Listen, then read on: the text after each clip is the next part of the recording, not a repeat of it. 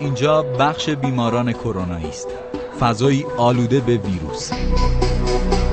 اینجا که بیایی نفست به شماره میافتد.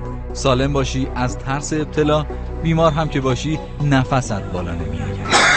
یعنی بزرگترین آرزوت میشه نفس کشیدن. واقعا سخت، واقعا سخت. نفسم سخت، نفسم میبرم. افرادی که امروز پاگیر تخت مریضخانه اند یا نتیجه بی‌تفاوتی خودشان را می‌بینند. فکر می‌کردم که اینقدر بدنم قدرت داره که میتونم مقابله کنم با این، ولی اشتباه می‌کردم. من خدایی دستام خیلی می‌شستم، ماسک نمی‌زدم. یا قربانی سهل‌انگاری اطرافیانشان شدند.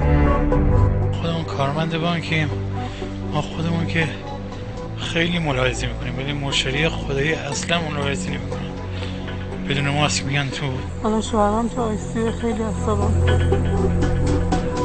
همه چیز را نباید تجربه کرد. اینجا عبرتخانه است برای غافلان. در این تصویر تفاوت‌ها چیه؟ چه تفاوتی در این تصویر؟ نداشتن ماسک.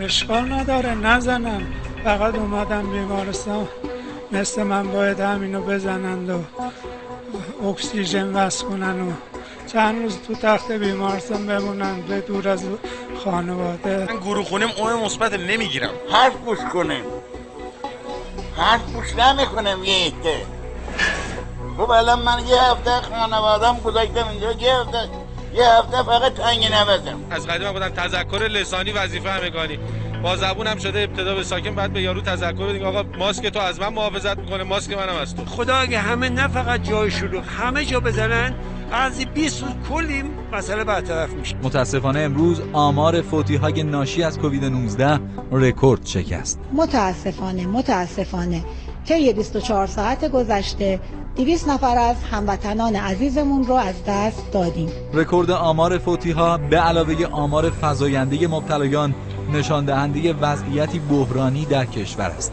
الان تختای ما کاملا پره و در واقع سقف از این بالاتر بره ما مجبور میشیم که تختای بیشتری به قسمت‌های در واقع کلیر بیمارستان هم وارد این مجموعه بکنیم. در حال حاضر الان 15-16 بیمار منتظر داریم در اورژانس که تخت نداریم، همون روی برانکارد و اینا بستریشون کردیم، منتظرن تا تخت خالی بشه بتونیم بستریشون کنیم. و بار سنگین این بحران باز بر دوش مدافعان سلامت سنگینی می‌کند. کاش مردم رعایت کنن، کاش بیشتر توجه کنن تو این گرما، تو این تابستون، تو این عرق ریزون که بچه‌های ما با این همه زحمت بالا سر مریضاشون دارن زحمت میکشن، توجه بیشتری بکنن انشاءالله.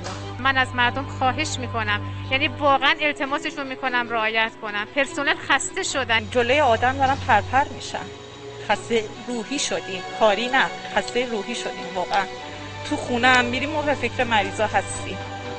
بالاخره اینجا کسایی بستری میشن که خود پدرای ما باشن، مادرای ما باشن، آدم خودش ناراحت میشه خداییش. به نظر میرسد در شرایطی که اوضاع از قبل هم بدتر شده باید محدودیت‌های قبلی باز از سر گرفته شود. این پرونده ده‌ها بیمار کرونایی مستقر در این بیمارستانه که با رشادت‌های مدافعان سلامت در انتظار ترخیص هستند. بیایم با حفظ فاصله‌ها، رعایت بهداشت و استفاده از ماسک پرونده‌ای به این پرونده ها اضافه نکنیم.